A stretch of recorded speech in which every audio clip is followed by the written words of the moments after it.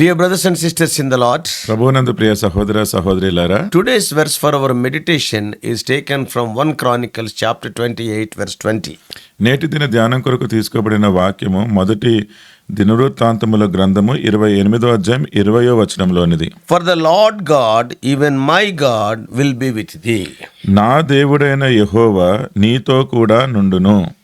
In chapter 28 of 1 Chronicles, మొదటి దినవృత్తాంతముల గ్రంథం 28వ అధ్యాయంలో David assembled all the leaders etc. at Jerusalem.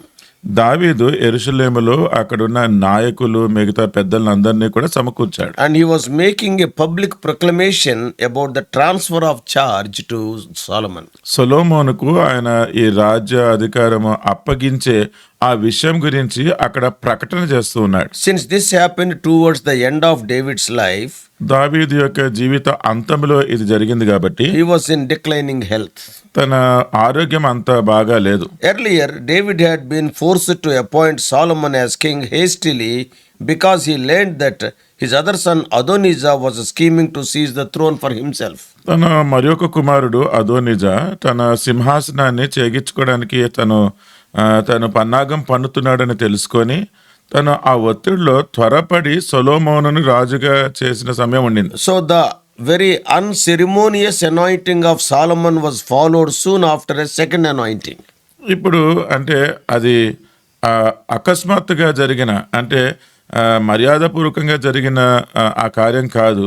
అందుకని ఇప్పుడు రెండవసారి సొలొమోను రాజుగా ప్రతిష్ఠించడం జరుగుతుంది. And at this time it was a full religious and royal or regal ceremony. ఇప్పుడు రాజుగా అభిషేకిస్తున్న ఈ సంగతి చాలా రాజరికం తోటి చాలా వైభవంగా అక్కడ జరుగుతున్న ఒక కార్యక్రమం. So the second occasion is the one the Chronicles writer probably Ezra is referring here.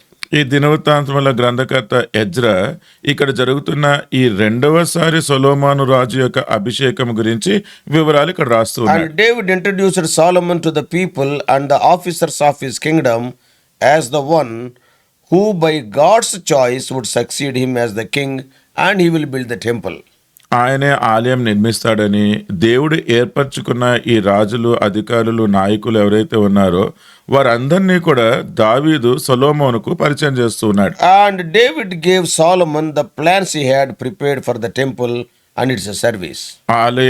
ఆలయంలో జరిగించవలసిన సేవ దాని గురించిన ప్రణాళిక ఏదైతే ఉందో అది దావీదు సొలొమోనుకి చెప్తున్నాడు. And he encouraged Solomon to persist in the work till the temple was finished. ఆ ఆలయము పూర్తి అయ్యే అంతవరకు కూడా ఆ పనిలో ఉండమని చెప్పి సొలొమోనుకి దావీదు చెప్తున్నాడు. And he has to do everything according to the plans that he had set out. ఏ ప్రణాళిక అయితే ఆయన తెలియజేసినాడో దాని ప్రకారమే సమస్తము చెయ్యాలని చెప్తున్నాడు. The absolute sincerity and total devotion of King David in his love of God and his enthusiasm for building the temple shine in every word of those wonderful sentences. ఇక్కడ ఏదైతే మనం చదువుతున్నామో ఈ మాటలు ప్రతి మాటలో కూడా దావీదు ఈ ఆలయాన్ని నిర్మించడానికి తనకున్న ఆ సంకల్పమే గాని కోరికే గాని ఇక్కడ మనకి స్పష్టంగా తెలుస్తుంది. In addition to the money and materials he had already given to the construction of the temple, ఆలయం నిర్మించడానికి అప్పుడే కావాల్సిన ధనము గాని లేకపోతే ఆ సామాన్ సరుకు ఏదైతే ఇచ్చినాడో, and David gave a lavish offering from his own personal property also. తన వ్యక్తిగత అంటే తన సొంత ఆస్తిలో నుంచి కూడా కొంత భాగము ఆలయం నిర్మించడానికి దావీదు ఇచ్చినాడు. And his example prompted the people also to make similar generous offerings. అదే విధంగా ఎంతో దయాళుత్వంతో ఇటువంటి అర్పణలు తీసుకురావాలన్నట్టుగా దావీదుని చూసి ప్రజలందరూ కూడా ప్రోత్సహించబడ్డారు. So the joyful response from the people brought to David great joy. అందుకనే ఈ ప్రజలందరూ ఎంతో సంతోషంగా వారు కూడా తీసుకొచ్చిన కానుకల్ని బట్టి దావీదు ఎంతో సంతోషించాడు. And he bursted out in magnificent praise to God. అంటే దేవునికి ఎంతో అత్యధికమైన స్తుతి చెల్లించడం ఆరంభించాడు. And he gladly acknowledged that everything that people possess, it comes from God only. ప్రజల దగ్గర ఏదైతే ఉందో అదంతా కూడా దేవుని దగ్గర నుంచి పొందుకున్నదే అన్న సంగతి అక్కడ ప్రజలతో కలిసి ఆయన ఒప్పుకుంటూ ఉన్నాడు. And therefore in making offerings to God, the Israelites had only given back what he had already given them. అందుకనే దేవుడు ఇశ్రాయేలీలకి ఏమైతే ఇచ్చినాడో ఆ వాటినే మళ్ళీ తిరిగి దేవుని ఆలయం కొరకు వాళ్ళు ఇచ్చినారు. And they had done this joyfully and willingly. అది ఎంతో ఇష్టపూర్వకంగా ఎంతో సంతోషంగా వారు చేసినారు. And the wonderful exhortation David gave his son was to seek God and serve him. దేవుని వెతికి ఆయననే సేవించాలి అన్న సంగతి ఇది చాలా అద్భుతమైన హెచ్చరిక దావీదు తన కుమారుడైన సొలొమోనుకి చెప్తున్నాడు. And also David said the book of the law must be his rule. ధర్మశాస్త్రము బట్టే ఆయన పరిపాలన చేయాలి అని దావీదు సొలొమోనుకి చెప్పినాడు. So what do we understand here? ఇక్కడ మనం అర్థం చేసుకుంటున్నది ఏంటి? When God gives us a task, దేవుడు ఎప్పుడైతే మనకి ఏదైనా పని అప్పగిస్తాడో his perfect plan includes the resources to do it, that is the strength, the action and courage. They also God will give. ధైర్యమే గాని చేయవలసిన పనే గాని దానికి కావాల్సిన సామర్థ్యమే గాని అంటే ఆ పని చేయడానికి అవసరమైన ప్రతి వనరుని కూడా దేవుడే ఇస్తాడు. So when you are in the plan of God, దేవుని యొక్క ప్రణాళికలో ఉన్నప్పుడు if you do the things according to the will of God, దేవుని చిత్తానుసారంగా మీరు ఆ పని చేస్తున్నప్పుడు undoubtedly God will provide his own resources to fulfill the task. ఏ అనుమానము లేకుండా ఆ పని సంపూర్ణం చేయబడడానికి దేవుడే దానికి కావాల్సిన వనరులన్నీ కూడా You అనుగ్రహిస్తాడు. need not beg here and there. అక్కడ ఇక్కడ మీరు అడుక్కోవలసిన పనే లేదు. God out of his bounty, he will give and he will inspire or revive the hearts of the people and to give to the Lord. దేవుడు తన సమృద్ధిలో నుంచి లేకపోతే తన బిడ్డలు తన ప్రజలు వారి హృదయంలో ప్రేరేపణ కలిగించి వారందరూ వచ్చి ఇచ్చేటట్టుగా చేస్తాడు. You need not beg anybody by going to them some, oh, we are doing this, we are constructing that, give this, give that. అందుకనే మీరు వాళ్ళ దగ్గరికి వెళ్ళి వీళ్ళ దగ్గరికి వెళ్ళి మాకు ఇది అవసరత ఉంది మేము ఏదో కడుతున్నాము అని చెప్పుకొని అక్కడ ఇక్కడ అడగాల్సిన అవసరం లేదు. Yes, when you do the work of God, in the will of God, the resources of God are always be there. దేవుని చిత్తానుసారంగా దేవుని పని మీరు ఎప్పుడైతే చేయాలనుకుంటున్నారో అప్పుడు ఆయనకు కావాల్సిన వనరులన్నీ కూడా దేవుడు మనకి సదుపాయం Oh, అనుగ్రహిస్తాడు. men, material, machinery, whatever you want, God will provide because he is the God of the universe. మనుషులే గాని పనిమిట్లే గాని దానికి కావాల్సిన మెషినరీయే గాని అదంతా కూడా దేవుడే అనుగ్రహిస్తాడు. No doubt, when this young Solomon, probably approximately 20 years of age, he heard about that building of the temple. Imagine Solomon's fear. ఆలయము నిర్మించాలి అని సొలొమోనుకి చెప్పబడినప్పుడు ఈ యవనస్తుడైన ఈ సొలొమోను అంటే బహుశా 20-25 సంవత్సరాలు ఉంటుందేమో తనకి ఎటువంటి భయము కలిగి ఉంటుందో ఒకసారి ఊహించండి. Because the responsibility is so huge. ఎందుకంటే ఆ బాధ్యత ఎంతో పెద్దది. And also he cannot build the temple as he likes. తన ఇష్టం వచ్చినట్టుగా తన ఇష్టానుసారంగా ఆలయాన్ని కట్టడానికి లేదు. Even David also cannot build as he likes. దావీదు కూడా తన ఇష్టానుసారంగా కట్టడానికి లేదు. The plan is already given by God. దేవుని చేతనే ఆ ప్రణాళిక అంతా కూడా ఇవ్వబడింది. And he must follow it down to the last detail without deviating from it. అక్కడి నుంచి ఏది తప్పిపోకుండా చివరి విషయం వరకు కూడా ఆ ప్రణాళిక బద్ధంగానే ఆయన చేయాలి. A wonderful principle we are learning. మనం ఇక్కడ ఎంతో చాలా అద్భుతమైన ఒక నియమం నేర్చుకుంటున్నాం. In your ministry also never forget it. మీ పరిచర్యలో కూడా దీన్ని ఎప్పుడు మర్చిపోవద్దు. God's work must be done in God's way.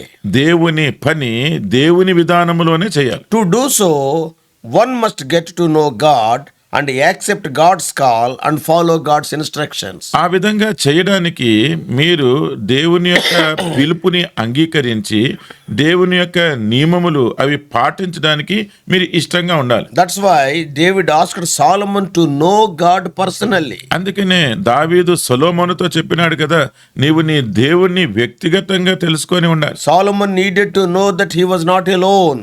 సొలొమోను తను ఒంటరిగా లేడు అన్న సంగతి తను తెలుసుకోవాలి. And also Solomon must understand God's plan for his life. తన జీవితం కొరకు దేవుడు ఎట్టి ప్రణాళిక కలిగి ఉన్నాడో అది కూడా సొలొమోను It తెలుసుకోవాలి. should not be a second-hand information, somebody telling him. He himself must find it out. తన స్వంతగా దేవుని దగ్గర నుంచి తెలుసుకోవాల్సిన విషయమే గాని అతడు ఇతరుల దగ్గర నుంచి తెలుసుకోవాల్సినది కాదు. Also, every work he undertakes must be in line with God's instructions. తను చేసే ప్రతి పని కూడా అది దేవుడు ఎటువంటి నియమం చెప్పినాడో లేకపోతే దేవుడు చెప్పిన ప్రతి మాటను పాటిస్తూ చేయాలి. So, as New Testament believers, we can learn few spiritual lessons from these things.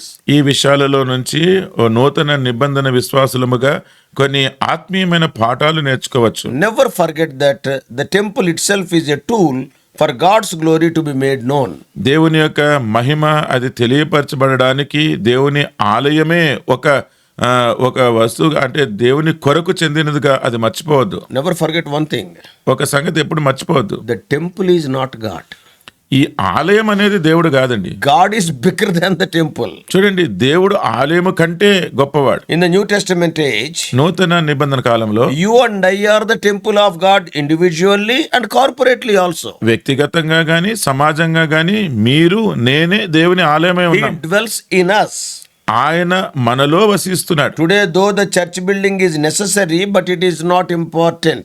నేటి దినాలలో ఒక చర్చ్ కట్టడము, మందిరము, ఆ యొక్క భవనము అవసరమైనప్పటికీ అది ప్రాముఖ్యమైనది కాదు. Today, much money is invested for the construction of the physical church buildings and the related ornate structures. భౌతికపరమైన కట్టడము, దానిని అలంకరించడము, దాని కొరకు ప్రస్తుత దినాలలో ఎంతో డబ్బు ఖర్చు చేయబడుతుంది. But you and I are the actual temple of God. కానీ మీరు నేనే దేవుని యొక్క ఆలయమై ఉన్నాం. Our lives must be congenial for the Lord to dwell in and among us.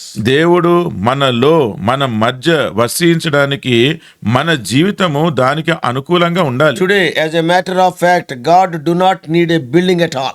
అసలు వాస్తవం చెప్పాలి అంటే దేవునికి ఒక భవనము కట్టడము అవసరమే లేదు. We need it for our gatherings. మనము సమాజంగా కూడుకోవడానికి మనకి కావాలి. Even in the Old Testament, పాత నిబంధనలో కూడా when the Israelites started giving more value to the building, God allowed the building to be destroyed.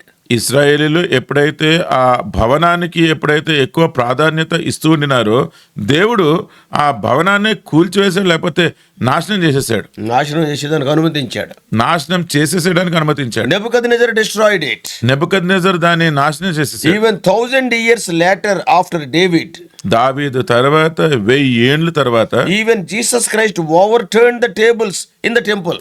యేసుక్రీస్తు ప్రభువారు కూడా ఆలయంలోకి వచ్చి అక్కడ బల్లలన్నీ కూడా తీసి పడేశాడు. In 70 AD, క్రీస్తు శకం 70వ సంవత్సరంలో again the Romans destroyed the temple and scattered all the Israelites throughout the whole world. రోమియోలు వాళ్ళందరూ కూడా ఈ ఆలయాన్ని అంతా కూడా తీసివేసి ఈ ఇశ్రాయేల్ ప్రజలందరినీ దేశమంతా కూడా చెదిరిపోయేటట్టు, ప్రపంచమంతా చెదిరిపోయేటట్టు చేస్తున్నారు. Today, more than the temple, the purpose of the temple is important.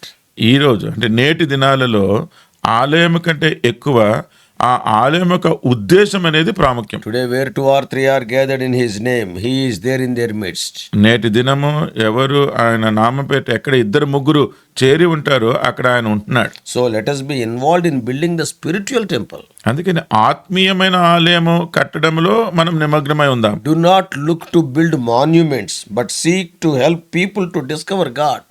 పెద్ద మనమే మొక్కుబడి చేసేలాంటి భవనాలు కట్టుకోవడానికి కాకుండా దేవునిని వెతికి దేవుని తట్టు చూద్దాం. A great work for a great God is always about people.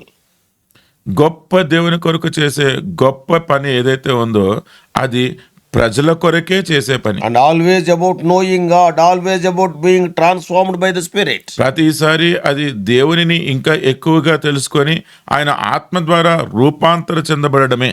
People need God today. ప్రజలకు నేటి దినాలలో దేవుడు కావాలి. So let us take courage. అందుకనే మనము ధైర్యం పొందుకుందాం. Let us involve ourselves in building the heavenly habitation of the Lord. పరలోక సంబంధమైన దేవుని నివాస స్థలమును మనం కట్టడానికి పూనుకుందాం. It is a teamwork. అదందరూ కలిసి చేయాల్సి. Therefore, let us use all kinds of our skills and resources to build the kingdom of God here on earth. ఈ భూమి మీద దేవుని రాజ్యాన్ని కట్టడానికి మన దగ్గర ఉన్న వనరులేమి, తలాంతులేమి సమస్తము కూడా మనం తీసుకొని చేద్దాం. Oh, the temple must be built in people's lives for eternity. నిత్యత్వము కొరకు ప్రజల యొక్క జీవితాలలో ఈ ఆలయం అనేది కట్టబడాలి. Also, as fathers, అంతేకాకుండా తండ్రులుగా let us be inspired by David's example in teaching Solomon in relation to godly matters. దేవుని యొక్క విషయాల గురించి సొలొమోనుకి దావీదు ఎలాగైతే చెప్పినాడో ఆ రీతిగా మాదిరి తీసుకుందాం. Let us encourage our children to carry on the work of God faithfully. దేవుని యొక్క పని నమ్మకంగా కొనసాగించాలి అని మన పిల్లలను మనం ప్రోత్సహిద్దాం. Oh, that's what David is telling. దావీదు అదే సంగతి చెప్తూ ఉన్నాడు. What he is telling in verse 20, that is in the verse for our meditation today. నేటి దినము మనం ధ్యానించుకోవడానికి తీసుకున్న వచనంలో దావీదు ఏం చెప్తున్నాడు? ఆ 20వ వచనంలో, For the Lord God, even my God will be with thee. What an encouragement. నా దేవుడైన యెహోవా నీతో కూడా నుండును అంటున్నాడు. ఎంత ప్రోత్సాహకరమైన మాట. David is a wonderful example to the parents.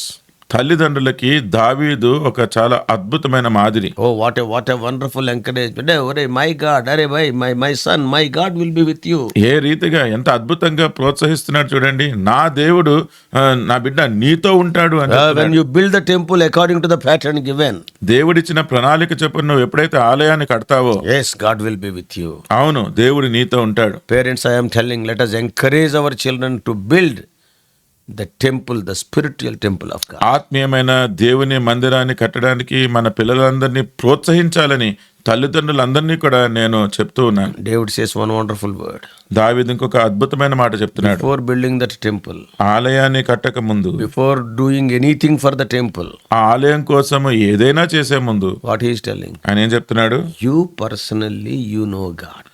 నీవు వ్యక్తిగతంగా దేవుణ్ణి తెలుసుకో. Now my question is, ఇప్పుడు నా ప్రశ్న ఏంటంటే, I am asking the parents, నేను తల్లిదండ్రులను అడుగుతున్నాను, have you ever inquired whether your children knew God personally? మీరు మీ పిల్లలతోటి వారు వ్యక్తిగతంగా దేవుణ్ణి తెలుసుకున్నారా లేదా అన్న సంగతి ఎప్పుడైనా అడిగారా? Are you spending time with them teaching the principles of God? దేవుని యొక్క నియమములు నేర్పిస్తూ మీ పిల్లలతోటి సమయం ఎప్పుడైనా గడిపారా? First, encourage them to know God personally. వ్యక్తిగతంగా దేవునిని తెలుసుకోవడము వారిలో ప్రోత్సహించండి. Then encourage them to work for the Lord. ప్రభువు కొరకు పనిచేయడం వారిని ప్రోత్సహించండి. These must be our top priorities during this our pilgrimage. మన ఈ జీవిత యాత్రలో ఈ విషయాలే చాలా ప్రాథమికమైన విషయాలుగా May ఉండాలి. God give you that burden. అటువంటి భారము దేవుడు మీకు Oh, you are అనుగ్రహించుగాక. telling that my son must become an engineer, my daughter must become a doctor. Oh, they are good only. చూడండి, చాలా మంచి మంచి విషయాలు చెప్తున్నా. నా కుమారుడు ఇంజనీర్ అయిపోవాలి, నా కుమార్తె డాక్టర్ అయిపోవాలని చెప్తూ ఉన్నారు. Yeah, you are planning wonderfully. అద్భుతంగా మీరు ప్రణాళికలు But వేస్తున్నారు. that engineer post or doctor post are only for few years. అయితే ఈ ఇంజనీర్ పోస్ట్ గానీ డాక్టర్ పోస్ట్ గానీ అది కొన్ని సంవత్సరాలు I am మాత్రమే. not against them. You have to plan. అంటే అవి చెయ్యొద్దు అని చెప్పట్లేదు, మీరు అలాగ ప్రణాళిక చెయ్యాలి. When you are so careful about the temporal education, ఈ- how much more you must be careful about their eternal welfare. తాత్కాలికమైన ఈ విద్య గురించి మీరు అంతగా శ్రద్ధ వహిస్తూ ఉంటే నిత్యత్వం వరకు గురించిన ఈ విషయాల గురించి ఇంకెంత శ్రద్ధ వహించాలి? Inquire today. Do you know God personally? మీ పిల్లలతోటి ఈ రోజే అడిగి తెలుసుకోండి, దేవుణ్ణి నీవు వ్యక్తిగతంగా ఎరుగుదువా? If not, work in that direction. ఒకవేళ లేదు అంటే ఆ గురిలో మీరు పనిచేయండి. And if they know God, ఒకవేళ వారికి దేవుడు తెలిస్తే ask them what work you are doing for God in building the spiritual temple. ఈ ఆత్మీయమైన ఆలయాన్ని కట్టడానికి దేవుని కొరకు ఏమి పని చేస్తున్నావు అని అడగండి. David has not given instructions how to enlarge the kingdom. చూడండి, రాజ్యాన్ని ఎట్లాగ విస్తరించాలో సొలొమోనుకి దావీదు అట్టి నియమాలు ఏం చెప్పలేదు. How to scheme to defeat the enemies. శత్రువుని ఎలాగ ఓడించాలో, దానికి ఎట్లాగా పన్నాగం పన్నాలో Simple principle is said. చాలా సాధారణమైన నియమం చెప్పాడు. Build the temple according to the pattern, my God will be with you. దేవుడిచ్చిన ప్రణాళిక చొప్పున నీవు ఆలయము కట్టు, నా దేవుడు నీకు తోడుగా ఉంటాడు. Oh, what a wonderful example. ఎంత అద్భుతమైన ఉదాహరణ. May God make you and me like the David has fathers. తండ్రులుగా మిమ్మల్ని గాని నన్ను గాని దేవుడు ఈ రీతిగా చేయనుగాక. Let us pray. ప్రార్థన చేసుకుందాం. Loving Heavenly Father, ప్రేమ కలిగిన పరలోకపు తండ్రి, David became an ideal father. దావీదు ఎంతో మాదిరికరమైన తండ్రిగా అయిపోయినాడు. O Lord, we thank Thee for the instructions He has given to Solomon. ఓ ప్రభువా, దావీదు సొలొమోనుకి ఇచ్చిన ఆ నియమములకై హెచ్చరికలకై వందనాలు. He never talked about how to enlarge the kingdom. రాజ్యాన్ని ఎట్లా విస్తరించాలో దాని గురించి ఆయన మాట్లాడలేదు. He never told the schemes how to defeat the enemies. శత్రువులను ఎలాగ ఓడించాలో, దానికి ఎలా పన్నాగం పన్నాలో చెప్పలేదు. But he told his son to know God personally. అయితే తన కుమారునికి దేవునిని వ్యక్తిగతంగా తెలుసుకోమని చెప్పినాడు. O Lord asked him to make that Lord as his own Savior and Lord. తన కుమారునితోటి దేవుణ్ణి తన స్వంత రక్షకునిగా ప్రభువుగా చేసుకోమని చెప్పినాడు. and then do the work of God according to God's pattern. దేవుని యొక్క ప్రణాళిక చొప్పున దేవుని పని చేయమని చెప్పినాడు. Then God will prosper you, my son. ఆ కుమారుడా, అప్పుడు దేవుడు నిన్ను అభివృద్ధి My చేస్తాడు. God will be with you. నా దేవుడు నీకు తోడుగా ఉంటాడు. Oh Lord, help us to understand what are of top priority in our lives. ఓ ప్రభువా, మా జీవితాలలో కూడా ప్రాథమికమైన సంగతులు ఏంటో అవి తెలుసుకోవడానికి మీరు సహాయం చేయండి. Many times we are so careful about the temporal things, our children's education, their jobs, their marriages, their cars and their flats, etc. మా పిల్లల యొక్క ఉద్యోగాలు, వాళ్ళ చదువులు, వారి వివాహాలు, వాళ్ళ కార్లు, వాళ్ళ ఫ్లాట్లు, వీటి గురించే ఈ ఈ తాత్కాలికమైన విషయాల గురించే మేము పట్టింపు కలిగి ఉంటున్నాం. Lord, give us more burden for the eternal things. ప్రభువా, నిత్యత్వమైన సంగతుల గురించి మాకు అధిక భారం So అనుగ్రహించండి. when we seek the kingdom of God and His righteousness, all these things will be added automatically. దేవుని నీతిని, తన రాజ్యాన్ని మేము మొదట వెతికినప్పుడు ఇవన్నీ కూడా మాకు అనుగ్రహించబడతాయి. Speak to us, O Lord. మాతో మాట్లాడండి ప్రభువా. There is a great responsibility on the shoulders of the fathers. తండ్రులైన వారి మీద ఎంతో గొప్ప బాధ్యత ఉంటుంది. O Lord, we thank Thee for the farewell speech of David. దావీదు ఇచ్చిన ఈ వీడుకొలుపు మాటలకై మీకు వందనాలు చెల్లిస్తున్నాను. Help us to emulate or follow those principles. అటువంటి నియమములు మేము కూడా పాటించడానికి, వాటిని మేము కూడా అభ్యసించడానికి సహాయం చేయండి. In Jesus' precious name we pray. యేసుక్రీస్తు వారి ప్రశస్తమైన నామములో ప్రార్థిస్తున్నాము తండ్రి. Amen. Amen. God bless you all. Please subscribe for more spiritual messages to the YouTube channel John Victor Telugu Messages.